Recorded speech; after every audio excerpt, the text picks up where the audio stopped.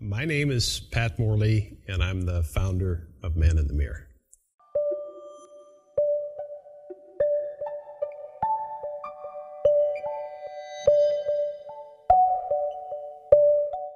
The vision of Man in the Mirror is for every church to disciple every man. I remember in high school, I've always wanted my life to count, to make a difference, to do something with my life. I think most people feel that way.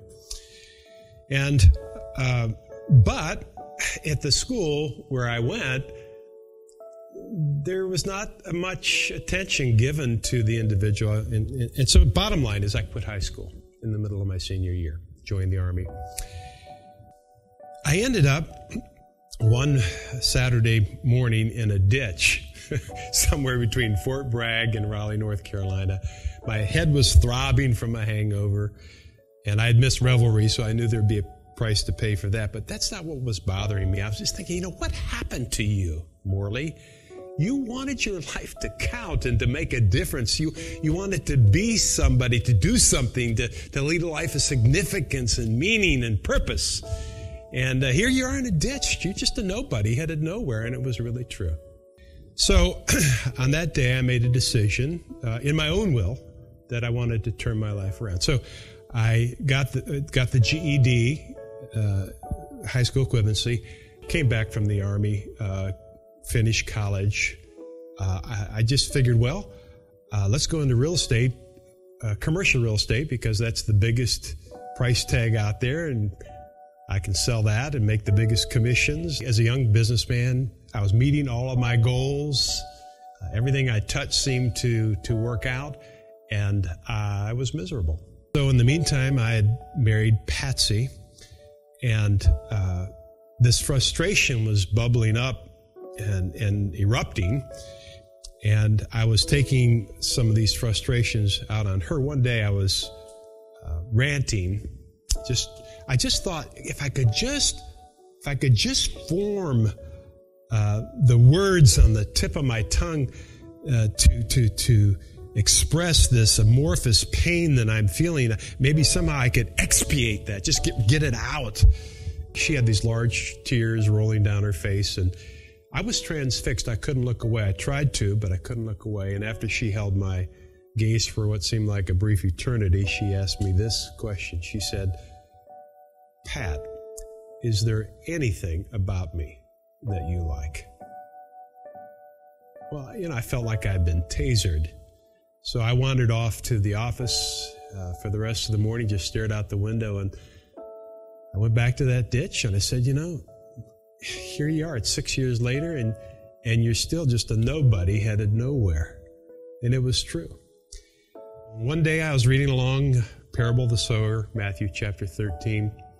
But the seed that fell among the thorns is like the man who hears the word, and I was reading the word, but the worries of this life, and boy did I have them, and the deceitfulness of money, and I had allowed myself, because I was a materialist, to be really deceived.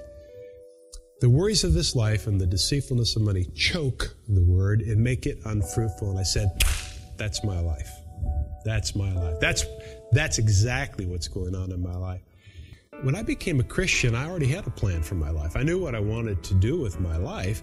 So in many ways, now looking back, I realized that I just sort of added Jesus to my life as another interest. There's a God we want, and there is a God who is. They are not the same God. And the turning point of our lives is when we stop seeking the God we want and start seeking the God who is. So as this gospel message began to envelop me, and as I became more and more of a disciple of Jesus, I just felt a tremendous calling and passion to help other men experience the same thing that I was going through.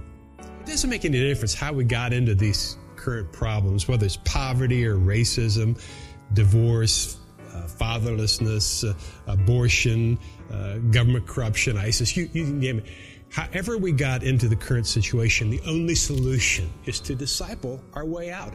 Making disciples is God's designated way to release the power of His gospel on every problem that we face. At the top of my to-do list for the last many, many years is a sentence. I would rather die for a worthy cause than live for no reason.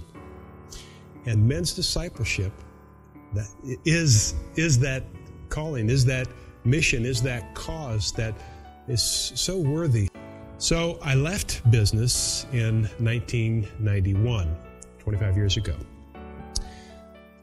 with a passion to see spiritual revival and awakening in America through men. I wrote in the front of my Bible, I want to live the rest of my earthly life for the will of God, and really meant it. Still do.